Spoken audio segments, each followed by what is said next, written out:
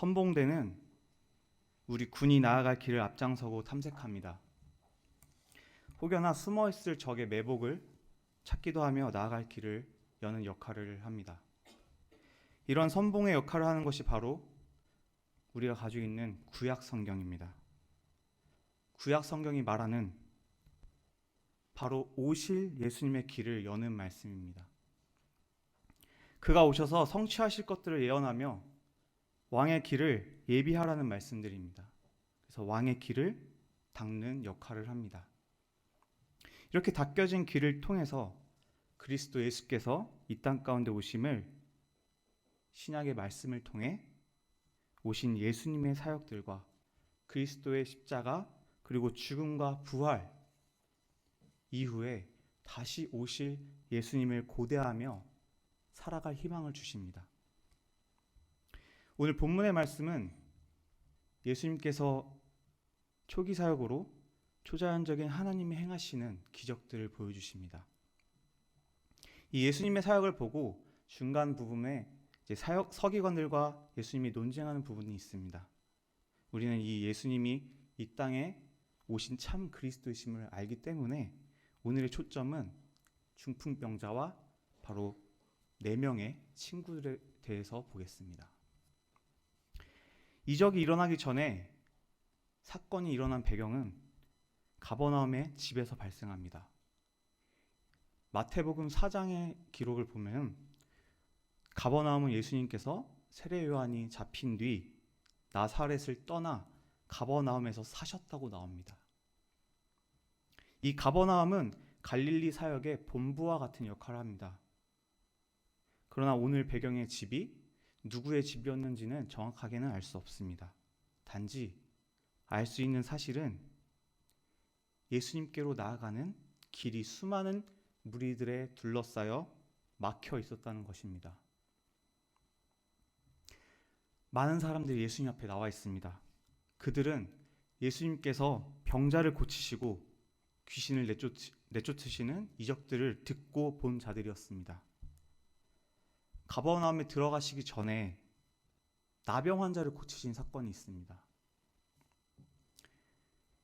이 사건을 통해서 소문이 널리 퍼져 예수님께서는 드러나게 동네에 들어가실 수가 없는 상황이었습니다. 그래서 한적한 곳에 계시는데도 사방에서 사람들이 예수님께 몰려들었습니다.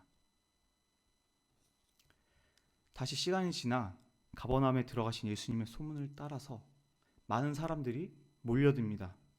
이런 무리에게 예수님이 무엇을 하셨나요? 가장 중요하게 여기셨던 것, 바로 도를 선포하셨습니다. 바로 로고스, 즉 말씀 자체였습니다. 말씀은 바로 하나님 자신이죠. 예수님 자신이 길이며 생명이라는 이 바로 예수님 자신이 복음이라는 사실, 이것을 전했습니다. 예수님을 따른다는 자들의 귓가에는 항상 이 하나님의 복음, 길, 항상 울려 퍼져야 합니다. 이러한 상황 가운데 이제 사건이 펼쳐집니다. 예수님이 문 밖에까지 꽉 들어차 있는 무리들에게 열심히 이 복음을 전하시는데 지붕이 뜯어지면서 사람이 누워있는 상이 내려옵니다. 예수님을 바라보고 있던 자들도 깜짝 놀랐을 상황입니다. 너무나 당황스럽지 않겠습니까? 우리 한번 상상해 보십시오. 지금 이렇게 예배 드리고 있는데 갑자기 천장에서 흙이 막 떨어집니다. 구멍이 뚫리고 사람이 병상에 실려서 내려옵니다. 어떤 분은 흙을 뒤집어 쓰겠고 어떤 분은 흙 파편을 맞겠죠. 그래서 마음이 많이 불편하실 겁니다. 또 어떤 분들은 지붕 위로 뛰어 올라가 지금 예배 시간에 도대체 뭐 하는 거냐며 화를 낼 수도 있습니다. 지붕을 뜯어내는 그 사건은 아무도 예상하지 못했던 사건입니다. 우리는 하나님께 나아가는 것이 있다면, 그 길을 방해하는 것이 있다면 그게 무엇이 되든 돌파할 수 있어야 됩니다. 오늘날의 콘크리트 지붕과는 차원이 다릅니다. 더 좋지 않았겠죠. 흙과 집으로 만들어진 지붕이었지만 햇볕과 비를 맞기에 부족함이 없던 지붕이었습니다. 이스라엘 백성들이 제대로 된 조명이 있겠습니까? 그들은 어두컴컴한 집안보다 햇빛이 비치고 달빛이 비치는 지붕 위로 335 가족들이 모여서 두런두런 얘기를 나누기도 하고, 또 선선한 건기에는 지붕에서 잠을 자기까지 했습니다. 그래서 이스라엘 사람들에게 이 지붕은 굉장히 중요한 삶의 생활의 장소였습니다. 이렇게 유용한 지붕도 지금은 예수님과 중풍병자를 가로막고 있는 저 무리의 사람들과 다를 바가 없습니다.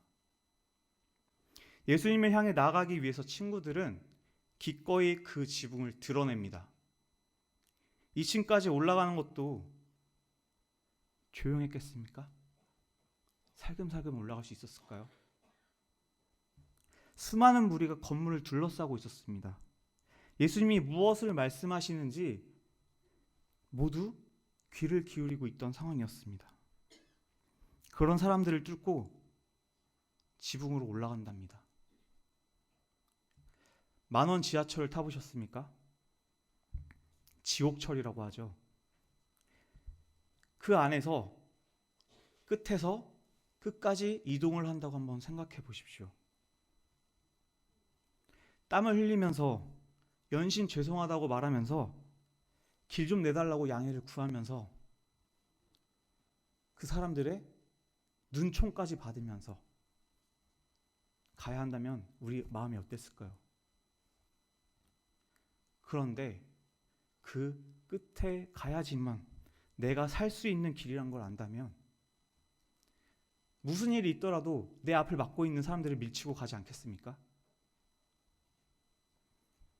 우리는 인생에 정말 참된 친구가 얼마나 있는지 생각해 봤으면 합니다. 이 중풍병자에게 4명의 친구들이 있었던 것처럼 우리 삶은 결코 혼자 사는 인생이 아닙니다. 길을 함께 걸어갈 친구가 너무나 필요합니다. 좋은 영적인 멘토를 가지는 것도 중요하고, 또 나의 신앙과 삶의 방향을 함께 나눌 상담자도 필요합니다.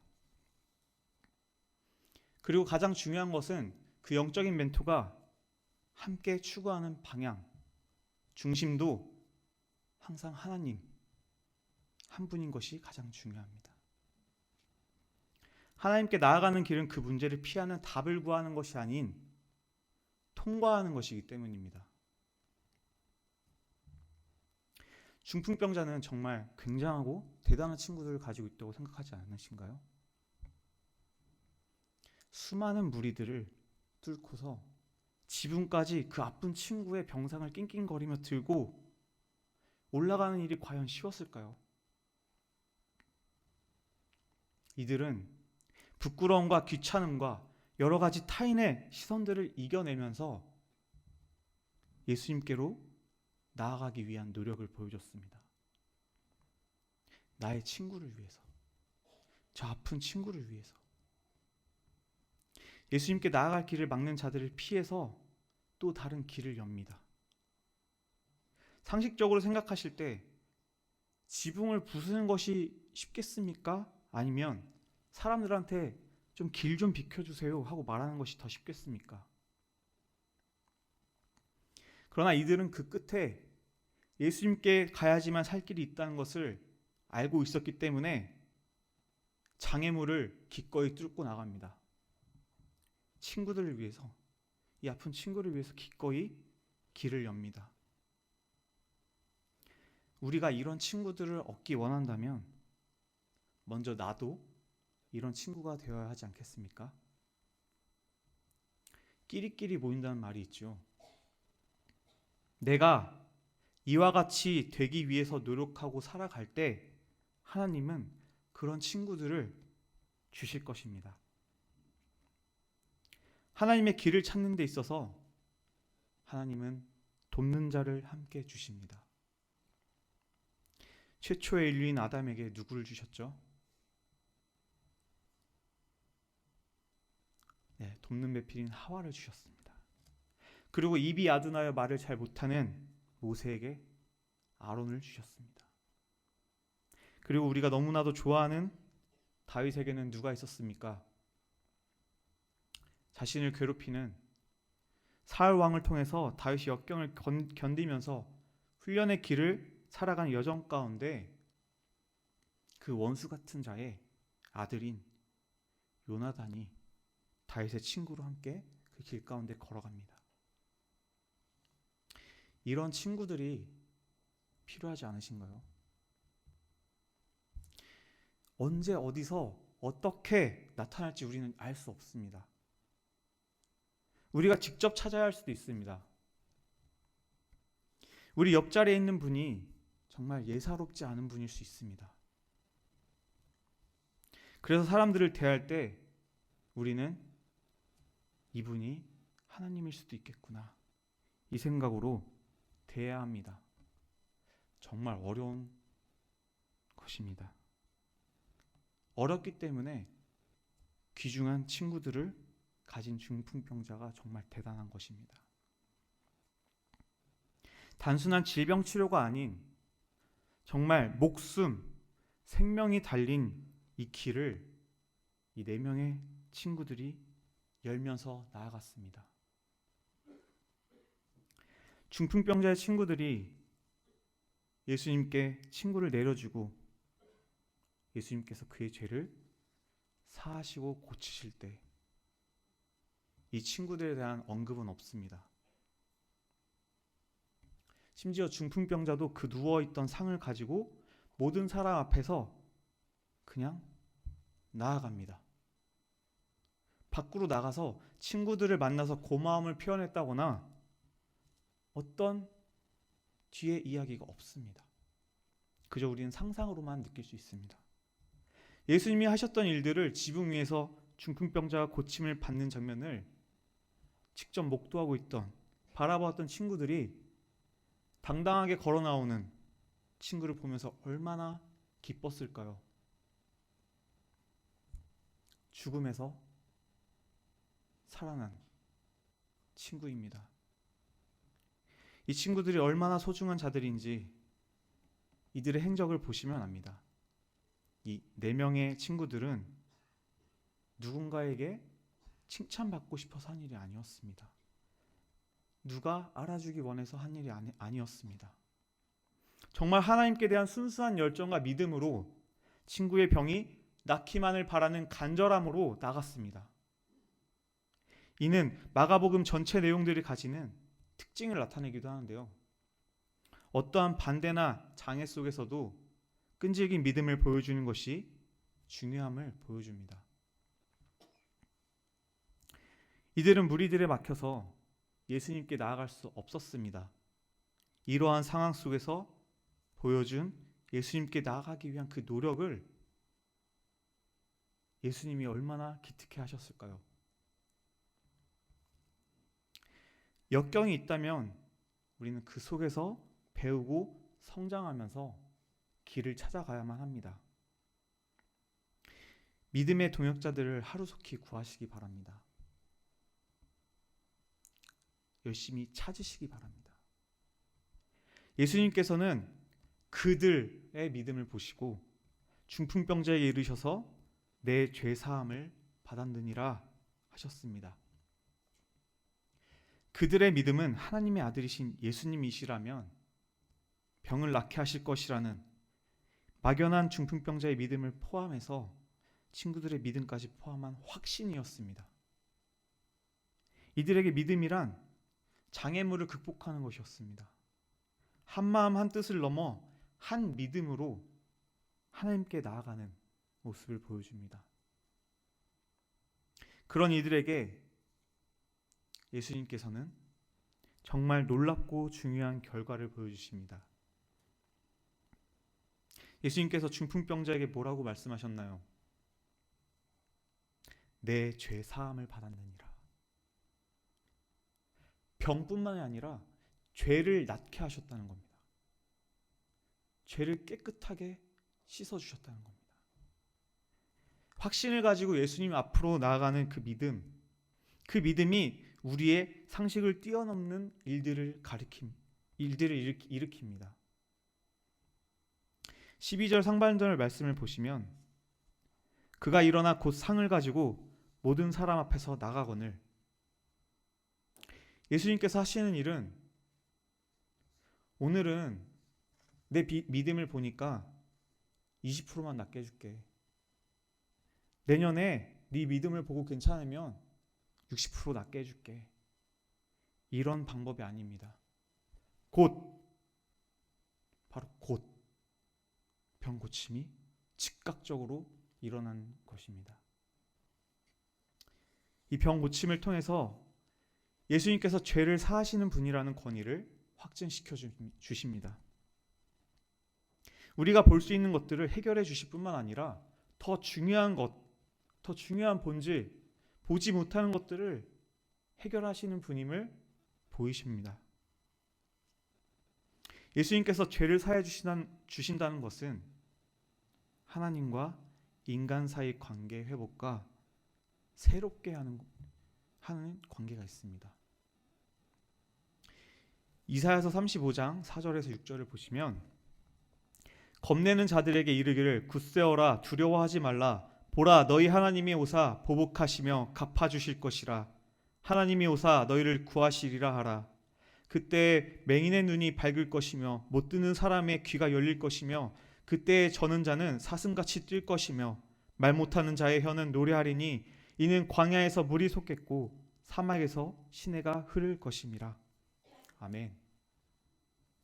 하나님께서 오셔서 우리를 새롭게 하심을 말합니다. 죄를 해결하시며 하나님의 나라 가운데 일어날 일들을 보여주시며 중풍병자의 병을 낫게 하셨습니다. 이런 예수님께 나가고 싶으십니까? 예수님께서는 친구들이 천장을 부술 때 당신들 거기 시끄러우니까 나가시오 이렇게 얘기하지 않으셨습니다.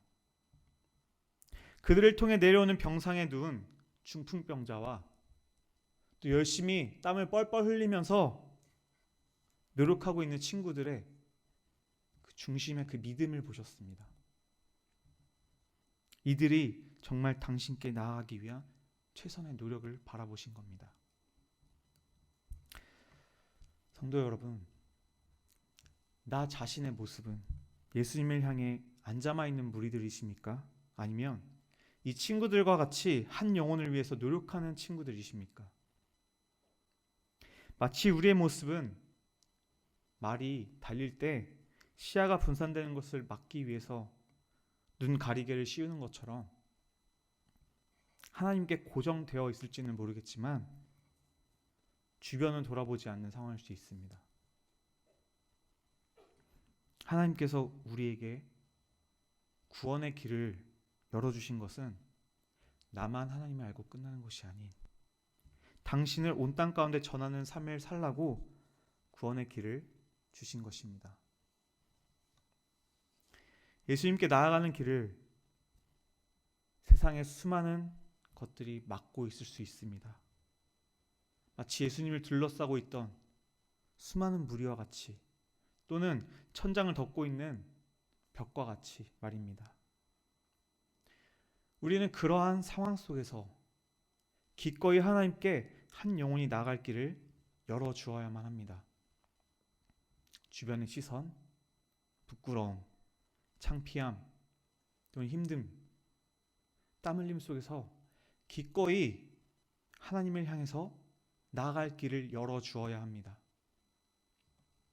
하나님을 향한 믿음이 그저 우리 속에서만 끝나는 삶이 아니라 그리스도께 나아가고 닮아가기 위한 발버둥을 쳐야 합니다. 언제까지 수동적인 믿음을 가지실 것입니까? 언제까지 다른 사람들이 떠먹여주는 밥만 먹으실 것입니까? 우리 하나님은 우리를 자녀 삼으셨지만 우리를 당신의 나라를 위한 군사로도 세우셨습니다. 우리는 전신갑주를 입은 자들입니다. 말씀의 검을 들고 사탄과 싸워 나가야 할 자들입니다. 언제까지 방패 뒤에서만 있으실 것입니까? 훈련병을 훈련시키는 이유는 써먹기 위해서입니다. 전쟁터에 내보내기 위해서입니다. 계속 훈련만 받고 있으면, 평생 훈련만 받고 있으면 어디에 쓸 것입니까? 이제는 실전에 투입되어 하나님의 영광을 위하여 길을 여는 군사가 되어야 합니다. 하나님 앞에 다시 열정을 가지고 중풍병자의 친구들처럼 행하는 삶을 살아야 하지 않겠습니까? 어떠한 대가가 주어지는 것도 아닌, 누가 알아주는 것도 아닌, 오히려 힘들고 귀찮고 고되고 나에게 불편할 수 있습니다. 그럼에도 불구하고 예수님은 가장 중요한 그들의 믿음을 보시고 낫게 하셨습니다. 내가 걸어가는 길을 막고 있는 장애물들이 한두 개가 아닙니다. 하나님께 나아가는 길을 돌아가게 만드는 수많은 장애물, 일, 문제, 사건들 뿐만 아니라 사람도 포함됩니다. 그렇습니다. 우리는 모든 것들을 돌파해야만 합니다. 그런 상황 가운데 내 옆에 친구를 위해서, 가족을 위해서, 우리 모두 동역자들을 위해서 기꺼이 내가 그들을 위해서 함께 돌파해 나갈 때에 하나님은 그러한 모습을 보고 기뻐하실 것입니다. 믿음으로 걸어가십시오. 그분이 인도하시는 길 가운데로 나아가십시오. 무리를 뚫고 지붕을 뚫고 생명의 길로 곧장 나가시기 바랍니다. 우리의 삶의 목적대로 하나님을 전하고 하나님께 나아가는 길을 열어야 합니다. 성도 여러분, 하나님께 나아가는 길을 막는 자가 될 것입니까? 내 친구와 같이 하나님께 나아가는 길을 여는 자가 되실 것입니까? 우리가 그냥 예배 후 돌아가는 것이 아닌 우리의 발걸음을 내디디시면서 생각해보는 시간이었으면 합니다.